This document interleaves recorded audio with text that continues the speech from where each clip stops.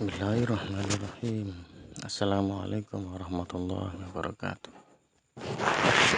Selamat datang di channel Sultan Arsalan. Pada video kali ini saya akan berbicara mengenai kerusakan alam yang tidak jauh berbeda, ibaratnya seperti lemari dan paku. Semua manusia pasti tahu bahwa sebuah lemari kayu atau kursi kayu atau apa saja yang terbuat dari kayu itu bernilai tinggi dan bisa digunakan sebagai alat penyimpan barang-barang atau yang lain-lainnya.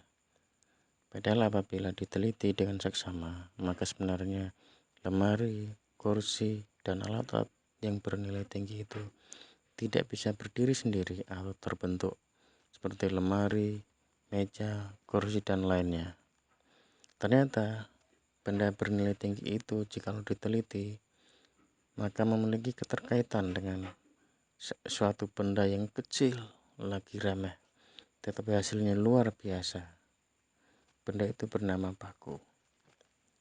Iya, betul, paku. Jadi fungsi paku-paku yang menancap pada lemari itu berfungsi untuk menyatukan antara papan-papan kayu dan balok-baloknya, sehingga terangkailah papan-papan dan balok-balok kayu itu menjadi satu benda yang bagus, indah, dan bernilai tinggi serta memiliki manfaat yang banyak. Tetapi apa jadinya bila kayu-kayu itu dicabut dari benda-benda itu? Tentu benda-benda yang bernilai tinggi dan memiliki segudang manfaat itu kembali akan menjadi barang-barang yang tidak berguna atau bahkan menjadi barang rongsok yang nilai jualnya menjadi sangat rendah. Nah, begitu juga dengan alam semesta ini. Allah Subhanahu wa ta'ala menciptakan alam semesta ini tidak berbentuk utuh atau tidak berbentuk utuhan dalam satu benda, melainkan berbagai benda yang sengaja Allah satukan menjadi satu. Dari kesatuan-kesatuan yang Allah kumpulkan dalam satu kesatuan itu, maka jadilah diantaranya alam.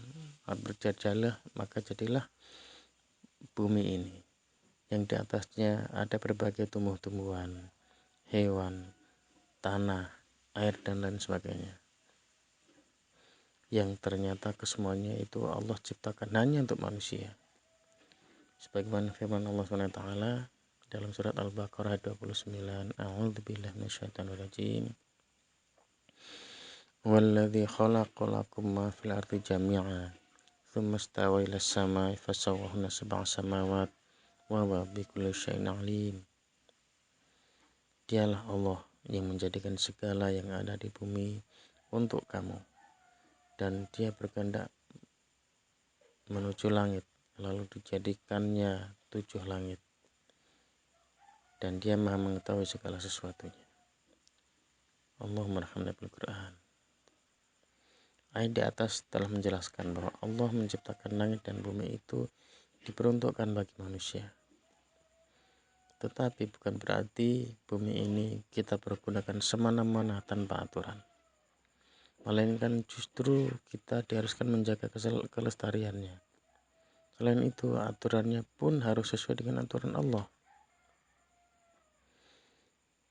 Padahal hukum Allah itu di alam ini simpel kok.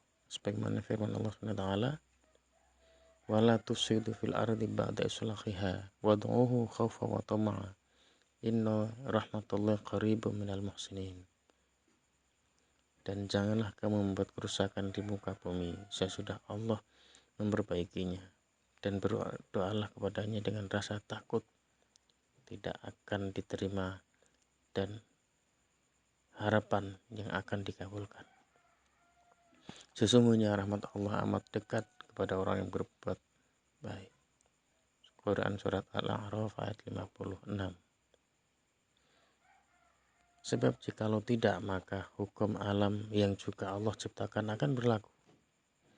Sebagaimana firman Allah SWT, A'udzubillahi minasyaitonir rajim, dhaharal fasadu fil barri wal bahri bima kasabat aydin nas liyudhiqahum ba'dalladzi 'amilu la'allahum yarji'un.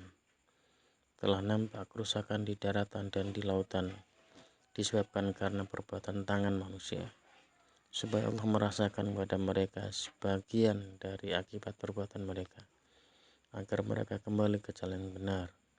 Surat Ar-Rum ayat 41. Maka lihatlah hari ini bagaimana tanah longsor, banjir bandang, tanah bergerak, dan lain sebagainya. Bukankah ini hasil dari tangan manusia?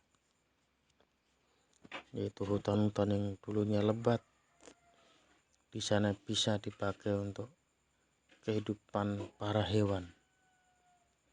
Tetapi ketika hutan-hutan itu digunduli, beralih fungsi, maka hewan-hewan pun juga akan lari mencari makan. Mereka masuk ke kampung-kampung, bahkan masuk ke kota-kota. Selain itu, hutan juga yang selain berfungsi untuk tempat tinggal para hewan, ternyata mereka juga berfungsi untuk menyerap air.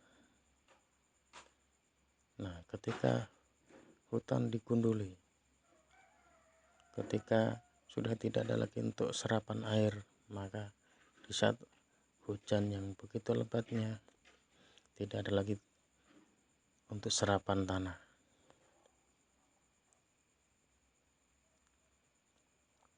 Maka berhati-hatilah. Oleh sebab itu mari kita renungkan ayat surat Hud ayat 116 sampai 117.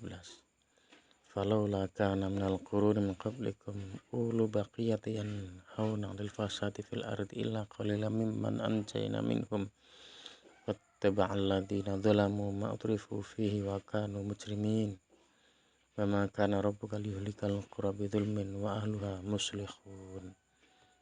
Maka mengapa tidak ada dari umat-umat yang sebelum kamu orang-orang yang mempunyai keutamaan yang melarang daripada mengerjakan kerusakan di muka bumi, kecuali sebagian kecil di antara orang-orang yang telah kami selamatkan di antara mereka, dan orang-orang yang zalim hanya mementingkan kenikmatan yang mewah yang ada pada mereka, dan mereka adalah orang-orang yang berdosa.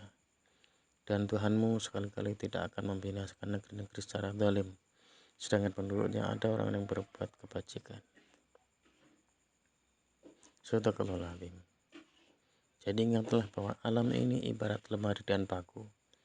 Apabila paku-paku yang sudah ditempelkan oleh para tukang kayu yang membuat lemari itu diambil, maka papan-papan yang menempel pada kayu itu pun akan lepas.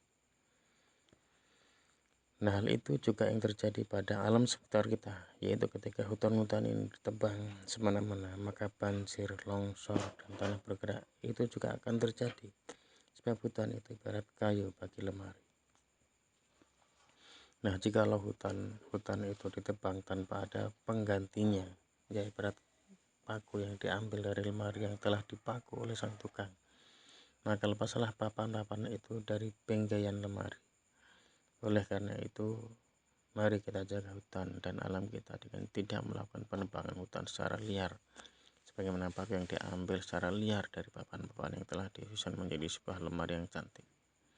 Wallahu alam bisawab. Jangan lupa subscribe-nya ya. Wassalamualaikum.